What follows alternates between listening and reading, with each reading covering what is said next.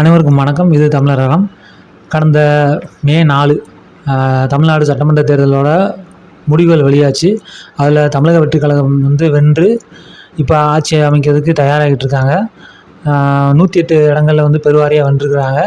அடுத்த இடத்துல திமுக, அடுத்த அதிமுக மற்றும் பிற 2 கட்சிகள் ஒரு 2 இடங்களில் வேறு ஒரு கட்சிகள் வென்றதாக சொல்கிறாங்க. அதுவும் இல்லாமல் இன்னொரு பெரிய ஒரு கடினமான ஒரு நிலைமை என்னென்னா, நாம் தமிழர் கட்சி பின்னடைவு அடைஞ்சிருக்கு. இந்த காலில் என்ன பேசணும்னா, ஏன் பின்னடைவு அடைஞ்சிச்சு அப்படின்னு பார்த்து தான் பேச போகிறோம். அதாவது திராவிட கொள்கைகளை எதிர்த்து பேசிக்கிட்டு இருந்த சீமான், அடுத்து நாம் தமிழர் சீமானே, அடுத்து தாவேகாவை தாக்கி பேசுங்க. மக்கள்லாம் என்ன நினச்சாங்கன்னா, தாவேகா இப்போ தானே வந்துச்சு, ஏன் அதை தாக்கி பேசுகிறீங்க, திராவிடத்திட்ட பணம் வாங்கிட்டாரு, திராவிட முன்னேற்ற கழகத்தில் பணம் வாங்கிட்டாங்க, அதனால இப்போ தாவேகாவை தாக்கி பேசுகிறாங்க அப்படின்னு சொல்கிறாங்க. இன்னொரு விடயம் எத்தனையோ நல்ல திட்டங்கள், சிறந்த திட்டங்கள், மண்ணுக்கும் மக்களுக்கும் மொழிக்கும் அனைத்து உயிர்களுக்குமான திட்டங்களை நாம் தமிழை வச்சுருக்காங்க. அப்படி இருந்தும் ஏன் அவங்களால வென்றெடுக்க முடியல அப்படின்னா, இவங்க பேசுனதை யாருமே உள்வாங்கி கொள்ளன்னு தான் என்னோட எண்ணம். ஏதோ கத்தி பேசினாரு. எனக்கு தெரிஞ்சு நிறையா பேர் சொல்கிறவங்க என்ன சொல்கிறாங்கன்னா, உங்கள் ஆளை கத்தாமல் பேச சொல்லு அப்படிங்கிறாங்க.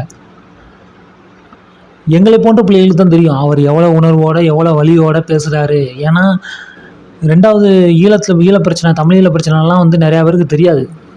இலங்கையில் உள்ள இலங்கை தமிழக பிரச்சனைகள்லாம் நிறையா பேருக்கு தெரியாது. என்ன நடக்குன்னே தெரியாது. இந்த தலைவர் பிரபாகரனுங்கிறவர் யாருன்னே தெரியாது. எங்களை பண்ணுற பிள்ளைகளெல்லாம் எங்கள் அப்பாலாம் எங்கள் சின்ன பிள்ளையிலேருந்தே சொல்லி வளர்த்தாரு. எங்களெல்லாம் தெரியும். ஏன்னா சின்ன பிள்ளையிலேருந்தே தலைவர்னால் யாருன்னு தெரியும், அங்கே நடக்கிற போராட்டத்தை பற்றி தெரியும். ஆனால் இப்போ வரைக்கும் இப்போ உள்ள இந்த 2K கிட்ஸுன்னு சொல்கிறாங்கல்ல, 21 வயசு பிள்ளைகள்லாம் இருக்காங்கல்ல, அவங்களெலாம் கண்டிப்பாக யாருன்னே தெரியாது, தலைவர் யாருன்னு தெரியாது. இப்போ நாம் தமிழர் கட்சி வந்த பிறகு வேணால் தெரிஞ்சுக்கலாம். அதுவுமே ஏதோ அதை அண்ணன் சீமானையும் நாம் தமிழர் கட்சியும் அவங்களோட கொள்கை கோட்பாடுகளையும் உள்வாங்கி கொண்ட பிள்ளைகளுக்கு அறியலாம். நாங்கள் அண்ணன் சீமானை ரொம்ப தீவிரமாக ஆதரிக்கிறோம்னா அது ஒரு காரணம். ஏன்னா எங்களுக்கு தெரியும் அங்கே உள்ள தமிழர்கள் என்ன, வரலாறு என்ன, நம்ம தமிழ் மக்களோட வரலாறு என்ன, அந்த காலத்தில் சங்ககால தமிழர்கள் எப்படி வாழ்ந்தாங்க, அரசர்களோட வரலாறு என்ன, இப்படிப்பட்ட விஷயம் நிறையா புத்தகங்கள் படிக்க போய் ஒரு சில விஷயம் தெரியும். ஆனால் இப்போ உள்ள இந்த 50 ஆண்டு கால திமுக, திராவிட முன்னேற்ற கழகம், அதாவது திராவிட ஆட்சி காலம் சொல்லலாம், இந்த பங்கு திமுகவும் உண்டு, அதிமுகவும் உண்டு தான். மக்களை மழுங்கடித்து தான் வச்சுருக்காங்க. அதாவது நம்ம உண்மையான வரலாறு என்னன்னு சொல்லாமல் திணிக்கப்பட்ட வரலாறு, அதாவது அதாவது இப்போ உதாரணத்துக்கு சொல்லாமே, இப்போ நம்ம எல்லாத்துக்கும் ஜான்சி ராணி தெரியும், வேலுநாச்சியார் அவர்கள் தெரியாது. அந்த மாதிரி விடயம் தான் இது. ஒரு சின்ன விஷயம். ஏன்னா வேலுநாச்சியார் ஜான்சி ராணி அம்மா பிறகுக்கு முன்னாடியே அவங்க பிறந்து போரிட்டு நாட்டை வென்ற வரலாறு இருக்குது. இந்த மாதிரி விடயங்களை மக்களுக்கு தெரியாது. அதாவது இப்போ உள்ள மக்கள் என்னென்னா சுயநலமாக தான் யோசிக்கிறாங்க. அதாவது அண்ணன் சீமானண்ணன் முன்வைக்கிற கொள்கைகளும் கோட்பாடுகளும் என்னன்னே நிறையா பேருக்கு தெரியாது. தமிழக வெற்றி கழகம் வென்றுச்சு அதுனா அது நடிகர் விஜய் அப்படிங்கிற ஒற்றை மனிதர் மேலே உள்ள ஒரு கண்மூடித்தனமான ஒரு அன்பு. ஒரு சில மக்கள் அவரை மாற்றத்தை ஏற்படுத்துவார், நல்லது செய்வார்னு நினைக்கலாம். சீமானண்ணன் அவரை எதிர்த்ததுக்கு காரணம் என்னென்னா, அவர் கொள்கையும் கோட்பாடும் உள்ளே வரும்போதும் திராவிடம் தமிழ் தேசியம்னு சொல்லி கொண்டு வந்தார். ஏன்னா ஏற்கனவே அண்ணன் சீமான் திராவிடத்தை தான் எதிர்த்து நின்று போராடிட்டு இருக்காரு. அதவே திரைக்கவச்சி மூலமாக உள்ளே கொண்டு வரும்போது அதை எதிர்த்து தான் ஆகணும். இவர் எதுக்குறாரு அப்படின்னு தான் நிறையா பேர் யோசிச்சாங்க. ஆனால் ஏன் எதுக்குறாரு அப்படின்னு நிறையா விஷயத்தை நிறையா பேர் யோசிக்கலை. இப்போ எதுக்காண்டி எதுக்குறாரு, இவர் சொன்ன திட்டங்கள் என்ன, நாம் தமிழர் கட்சி சொல்கிற திட்டங்கள் என்ன, உயிர்மை நேயம் என்ன, அனைத்து உலகத்துக்கும் உள்ளானது, அதாவது நீர் அனைத்து உயிர்களுக்குமானதுன்னு சொல்கிறாங்க. ஆனால் நிறையா பேர் இப்போ உதாரணத்துக்கு ஒன்றும் இல்லை, சாதாரண ஒரு விடயம் தான். இப்போ சாமானிய ஒரு மக்களோட எண்ணம் என்னென்னா, ஏதோ பள்ளிக்கூடம் போனோமா, படித்தோமா, அரசு வேலை வாங்கினோமா, படத்துக்கு போனோமா, அந்த மாதிரி. அதாவது ஒரு பொழுதுபோக்கு தான் நாட்டம் கொண்ட மக்கள் புரட்சிக்கு தயார் செய்ய முடியாது இருப்பாங்கள்ல, அந்த மாதிரி விடயம்தான். அவங்களோட என்ன நம்ம நல்லா, அதுவும் இல்லாமல் இப்போ குடிமக்கள் அதிகமாகிட்டாங்க. நான் சொல்கிறது சிட்டிசன்ஷிப் கிடையாது, குடிக்கிற மக்கள் அதிகமாகிட்டாங்க. இப்போ உள்ள இந்த 2K கிட்ஸ்லாம் வந்து பார்த்திங்கன்னா, எனக்கு தெரிஞ்ச நிறையா பசங்கள்லாம் பார்த்திங்கன்னா ரீல்ஸ் போடுறது, பொண்ணுங்க பின்னாடி சுற்றுறது, போய் தண்ணி அடிக்கிறது, கேட்டால் அதான் நான் வாழ்க்கையை வந்து ரசிக்கிறேன், என்ஜாய் பண்ணுறேன் அப்படிங்கிறாங்க. அப்போ உண்மையான வாழ்க்கை என்ன? வாழ்க்கைனா என்ன? மக்கள்னால் என்ன? மக்களை நேசிக்கிறது என்ன? அனைத்து உயிர்களையும் நேசிக்கிறது எப்படி? அதாவது ஆடு மாடு கோழி வளர்ப்பது இந்த மாதிரி விடயங்கள்லாம் இருக்குது. இதெல்லாம் நீங்கள் மறந்துட்டோம்.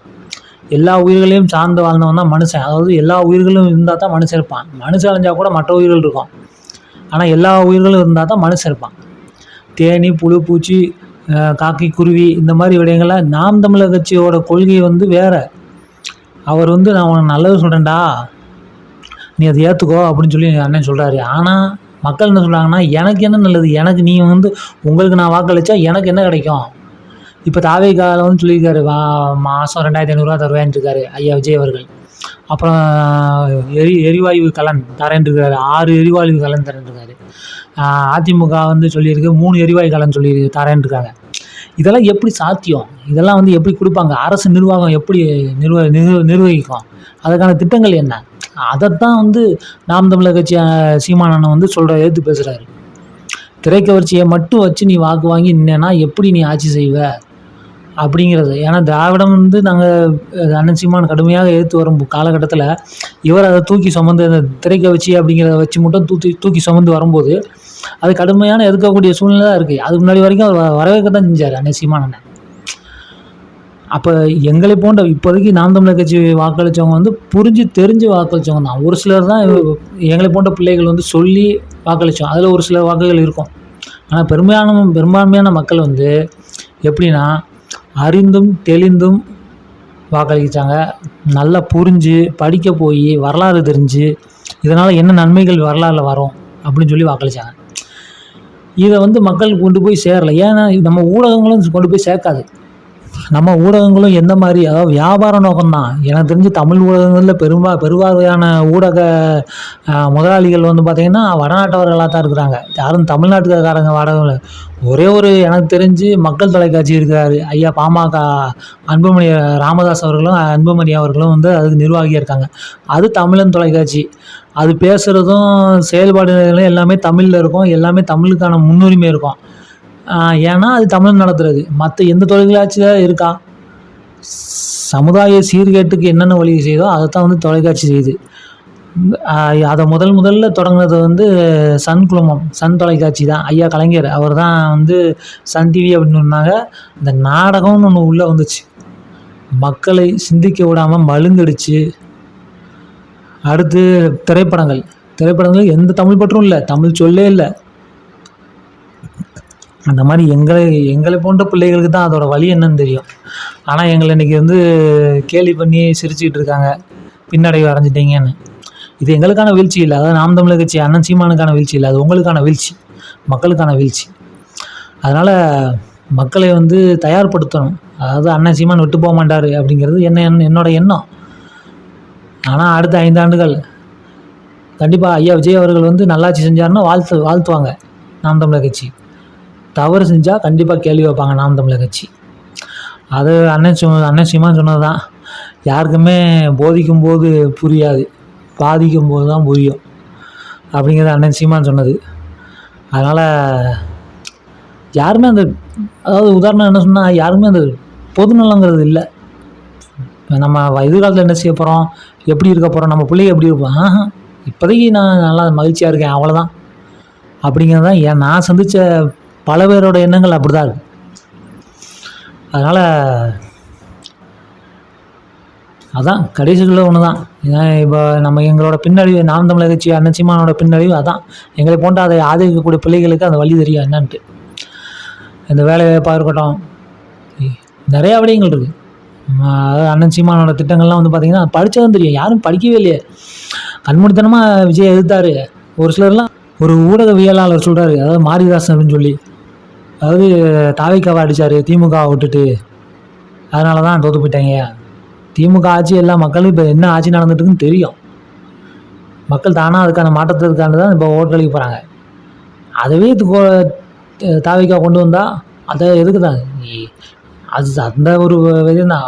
அதாவது வெளிப்படுத்தணும். அவங்க எப்படி வந்திருக்காங்க, என்ன திட்டம் செய்ய போகிறாங்க, அவங்க அறிவிக்கிற அந்த கவர்ச்சி திட்டம்லாம் என்ன செய்யும் அப்படிங்கிறத வந்து சொன்னாங்க. அதாவது எதிர்த்தாங்க அப்படின்னு நினச்சி நிறையா பேர் வந்து சீமான் அண்ணனை வந்து எதிராக நினச்சாங்களே தவிர, எதுக்காண்டி எதிர்த்தாரு, ஏன் அதை சொன்னார், இதனால் என்ன, அதாவது அறிவு கொண்டு சிந்தித்தல் வேண்டும்பாங்கள்ல, அதாவது உள்நோக்கம், அந்த அறிவை பயன்படுத்தி உள்நோக்கம் சிந்திக்கணும். மேலோட்டமாக அதை பார்த்துட்டு போகக்கூடாது. அதான் வந்து நிறையா விடயம் செஞ்ச தவறு அதான். மேலோட்டமாக கண்மூடித்தனமாக, அதாவது தாவேகா விஜய் மேலே கண்மூடித்தனமான ஒரு அன்பு மூலமாக அவங்க வந்து என்ன சொன்னாங்கன்னா, அவரை எதிர்த்துட்டாரு அப்படின்னு சொல்லி நிறையா பேர் மாற்றி விட்டாங்க, மாற்றி வாக்களித்தாங்க. ரெண்டாவது வந்து நிறையா இப்போது இல்லை மக்கள் யாருமே வந்து இனம் மொழி பற்றுலாம் இல்லை, சாதி மத பற்று தான் இருக்குது. தன் மதம் தன் சாதி அதை பற்றி தான். எனக்கு தெரிஞ்சு என் சாதியை திட்டேங்கிறான், ஒரு சிலர் என் மதத்தை மாற்றி பேசிட்டேங்கிறான். அதெல்லாம் வந்து கடைசியாக ஒன்று தான், போதிக்கும் போது புரியாது, எல்லோரும் பாதிக்கும் போது தான் தெரியும். அதனால் எல்லாம் நல்லா இருக்கணும் தான் எண்ணம், யாரும் கெட்டு போகக்கூடாதுன்னு யாருமே நினைக்கல. எல்லாருமே நல்லா இருக்கணும், நல்லா ஆட்சி நடக்கணும், ஐயா விஜய் அவர்களும் நல்லா ஆட்சி பண்ணணும், நல்லா இருக்கணும், அவ்வளோதான் எண்ணம். ஆனால் தமிழர்களுக்கும் பிரச்சனைன்னு வந்தால் ஒரே ஒரு ஆள் தான் கேட்பான், அண்ணன் சீமான் தான் வந்து கேட்பார். அதை மட்டும் நினைவில் வச்சுக்கோங்க. நன்றி. எல்லாம் நல்லா இருக்கணும், அவ்வளோதான்.